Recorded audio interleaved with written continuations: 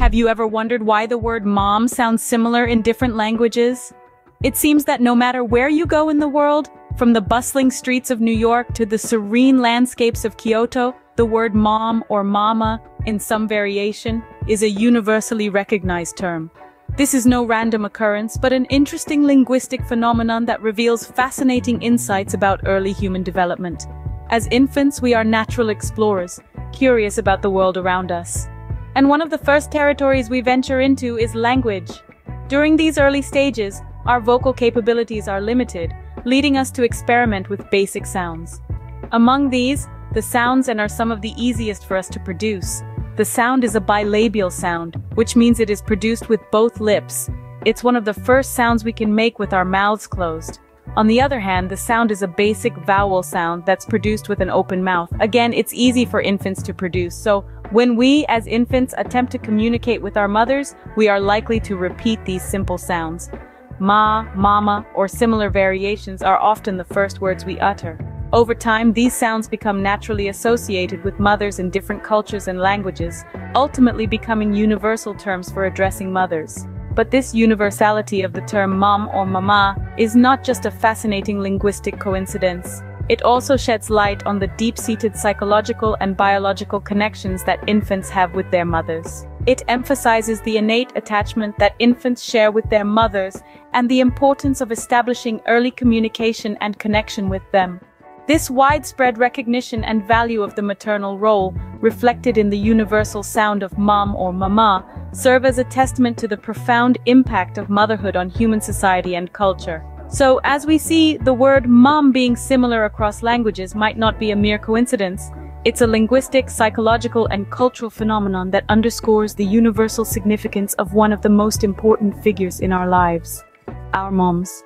Let's delve deeper into the linguistic aspect of this interesting universality. In the world of phonetics, the sound is known as a bilabial sound. That's a fancy way of saying it's a sound you make using both of your lips.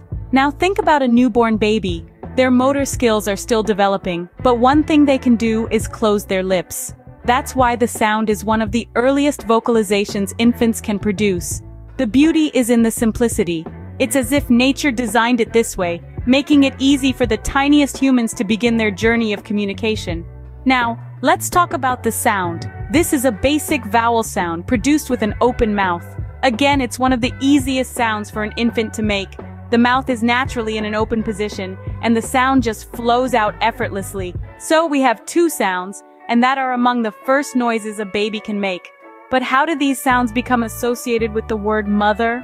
Well, when babies start experimenting with sounds, they naturally tend to repeat the ones that are easiest for them to produce. And what could be easier than and? As they attempt to communicate with their primary caregiver, often their mother, these sounds are repeatedly directed towards her. Over time, this association strengthens, and before you know it, ma or mama becomes synonymous with mother. This isn't just a pattern we see in one or two languages, but across cultures worldwide. From mama in English and Spanish, to mama in French, mutter in German, and mama in Mandarin, the linguistic connection is hard to ignore. This linguistic connection between the sounds infants can produce and the word for mother is quite fascinating, isn't it? It's not just about language development, but also about the universal human experience of motherhood and the fundamental bond between a mother and her child. But it's not all about language, there's more to the story. To fully understand the universality of the word mom, we need to dig deeper into the realms of psychology and biology.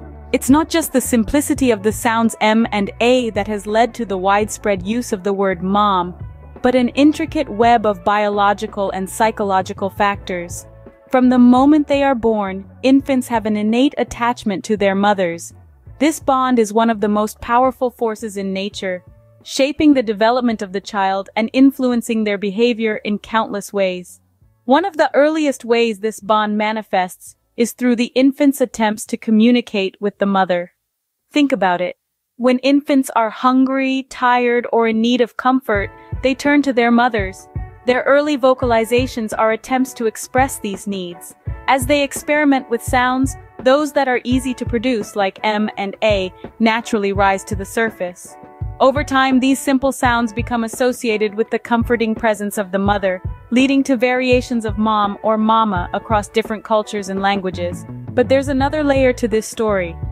The universality of the word mom also reflects a widespread recognition and value of the maternal role in human society and culture. Mothers are caretakers, protectors, and nurturers. They are the first teachers, the first comforters, and often, the first word a child speaks is a testament to that profound relationship. This recognition of motherhood is not just a societal construct, but is deeply ingrained in our biology. It's an evolutionary imperative, a survival strategy that has been refined over thousands of years. The word mom is a symbol of this biological and psychological bond, a universal language that transcends cultural and linguistic boundaries. So the universality of the word mom is not just linguistic, but also deeply rooted in our biology and psychology.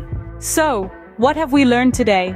We've discovered that the universality of the word mom or mama across various languages is not mere coincidence. Linguistically, the sounds are among the first that infants experiment with, thanks to their simplicity. The bilabial sound is produced with both lips, while the vowel sound is made with an open mouth. Both easy tasks for a baby's developing vocal cords. Moreover, from a psychological and biological standpoint, infants innately seek to establish communication with their mothers, the first and most important relationship in their lives. This early bond leads to the repetition of simple sounds like ma or mama, which then become universally associated with the concept of motherhood. So, the next time you hear the word mom in different languages, remember the fascinating universality of this simple yet powerful word. It's a beautiful testament to the universal importance and value of mothers in our lives.